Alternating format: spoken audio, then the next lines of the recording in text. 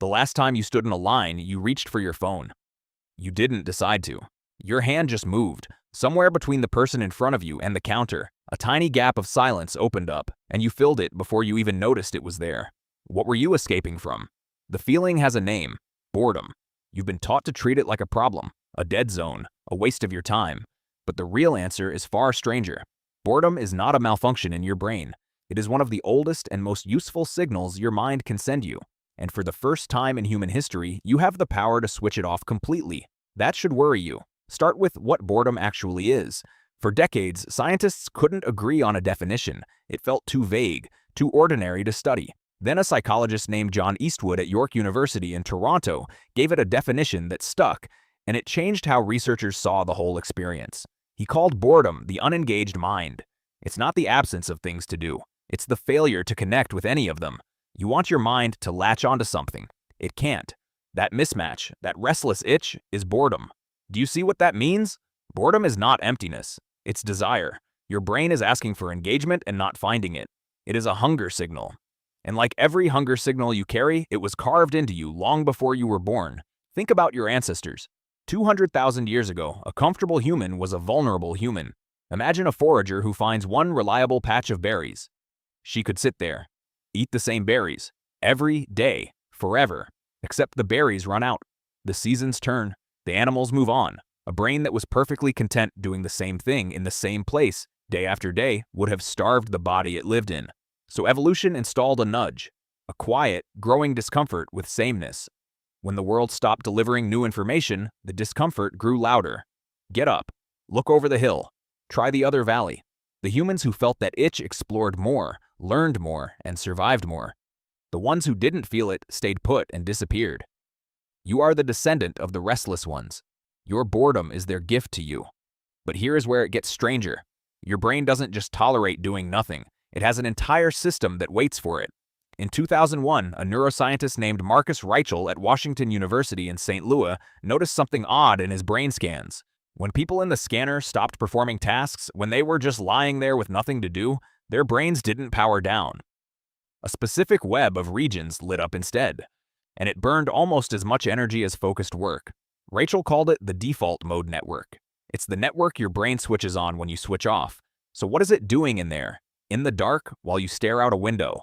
It sorts your memories. It replays your past. It rehearses your future. It runs simulations of conversations you haven't had yet. It connects ideas that never met while you were busy. Nearly everything you would call reflection, imagination, or long-term planning happens on this network. Your brain doesn't rest when you do nothing. It changes jobs, and the work it does in those idle moments shows up in ways you can measure. A psychologist named Sandy Mann at the University of Central Lancashire ran an experiment that sounds like a prank. She asked people to copy phone numbers out of a phone book by hand for 15 minutes. On purpose. It was designed to be the most boring task she could imagine. Afterward, she gave them a classic creativity test. Think of as many uses as you can for 2 plastic cups.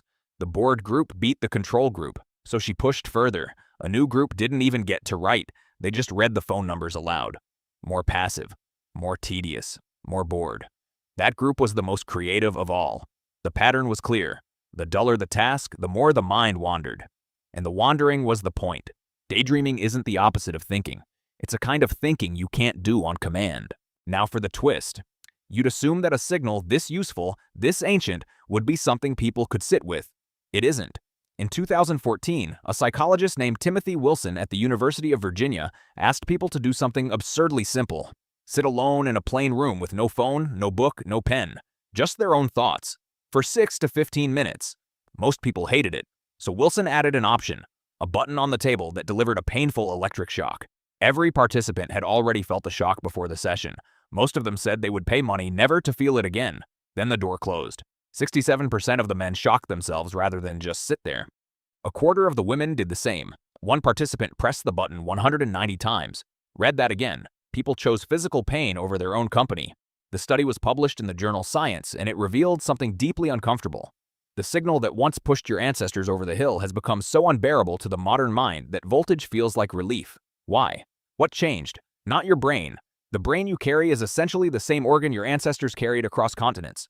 What changed is the environment around it. Boredom evolved to be mildly unpleasant because it had to move you. and for 200,000 years, escaping it took effort. You had to walk somewhere, talk to someone, make something, build something. The discomfort lingered long enough to do its work, and the default mode network got its hours. Then, almost overnight, the escape hatch moved into your pocket. Now the gap between feeling bored and killing boredom is less than 1 second. Every line you stand in, every red light, every elevator ride, every quiet minute before sleep, filled. You are running an ancient signal against an infinite feed, and the feed wins every single time. The signal fires, and you silence it before it can finish its sentence. Here's what that costs you. Researchers who study creativity talk about incubation. It's the stage where a problem you've stopped working on keeps developing underneath your awareness. A psychologist named Jonathan Schooler at the University of California, Santa Barbara found that people solve more creative problems after a break filled with an undemanding task, something boring enough to let the mind drift, than after a demanding one, or no break at all. This is why your best ideas never arrive at your desk. They arrive in the shower, on a walk, standing in a queue. They arrive in exactly the kind of moments you have spent the last decade deleting. When you fill every gap, you don't just lose the boredom, you lose everything boredom was about to hand you. There's a fair objection here. Isn't boredom also linked to bad things? It is. Chronic, inescapable boredom, the kind felt in prisons, in dead-end jobs, in isolation, is associated with anxiety, depression, and risky behavior. That kind of boredom is a signal blaring with no exit, and nothing about it is romantic. But that's not what you're deleting 100 times a day. What you're deleting are the small doses, the 2-minute waits, the quiet walks, the staring at the ceiling moments, the tolerable, temporary, useful kind of boredom that acts less like a prison and more like a doorway. Your ancestors couldn't avoid those doses. You can, and you do. So what do you actually do with this? You don't need a silent retreat. You don't need to throw your phone in a river. You just need to stop treating every empty moment as a hole that must be filled. Leave the phone in your pocket for one wait in line. Take one walk without a podcast. Let one red light just be a red light. At first, the itch will rise, and it will be genuinely uncomfortable because it was designed to be. Stay with it for 60 seconds. Then watch what happens. The itch crests, breaks, and turns into drift. Your thoughts start moving on their own. You remember something. You imagine something. You start, without trying, to think. That's not you being unproductive. That's the oldest network in your head finally clocking back in. Because here's the truth underneath all of it. Boredom was never the enemy. It was the messenger. It pushed your species out of the valley, across the ice, over the ocean. It sat with shepherds until they invented stories, and with clerks until they invented theories.